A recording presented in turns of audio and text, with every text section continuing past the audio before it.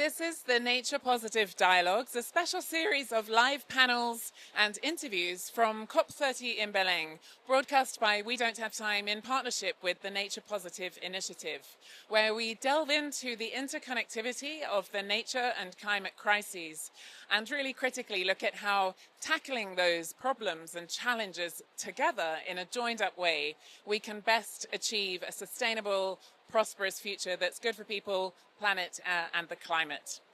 We're joined by Marcelo Behar today for this interview.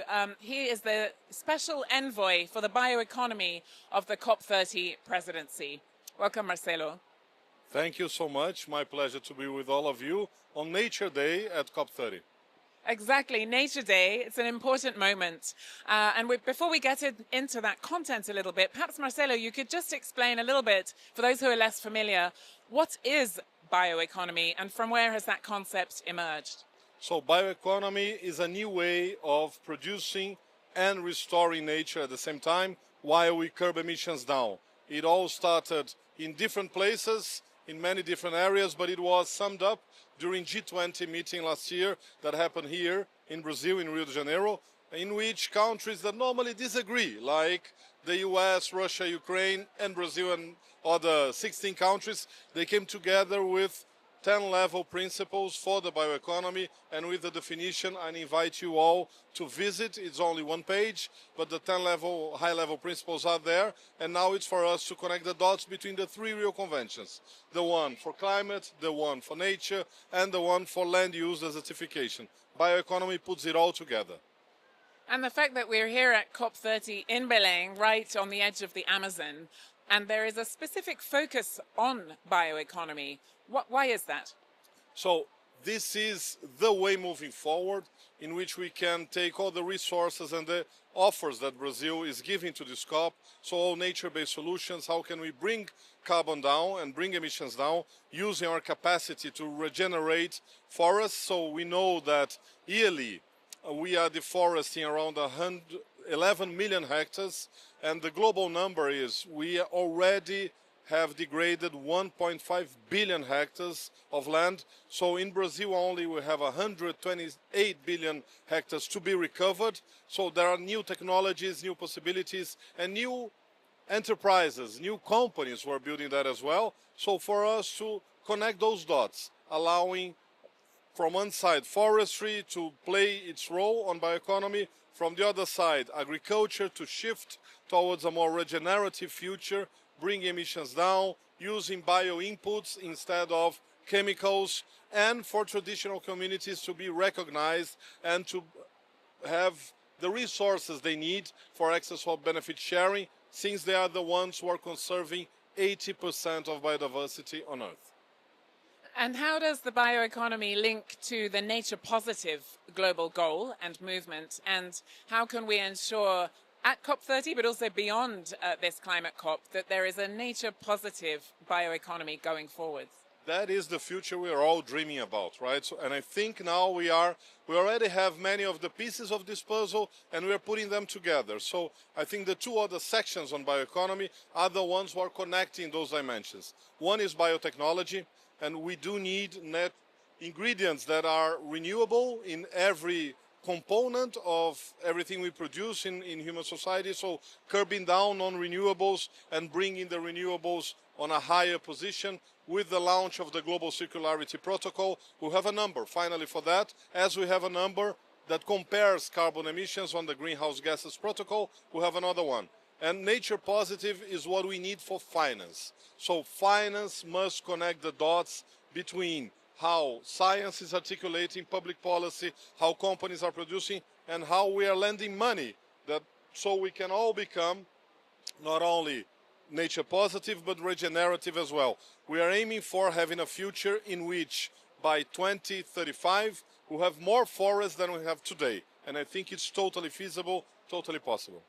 Absolutely. And we often talk about how to achieve a people-positive future, we need to achieve a nature-positive one.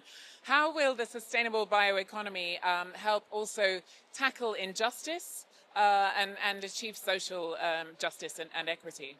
Very good point. So these are today at noon here at the plenary for COP30. we will launch the Bioeconomy Challenge, which is a 3-year plan connecting this COP, the next COP that will also, we hope, to be a nature one, and COP32 that will be probably in Ethiopia, also a nature positive COP. So within those 3 years, we are connecting metrics, we are connecting finance, we are connecting production with a clear pathway between now and then, so we have all those elements in place and we can get certainty that we're moving on the right direction with the same instruments. So agreeing north and south, how can we bring those instruments together? So that's what we're trying to build in this amazing meeting with over 50,000 people connecting to the same nature positive perspective.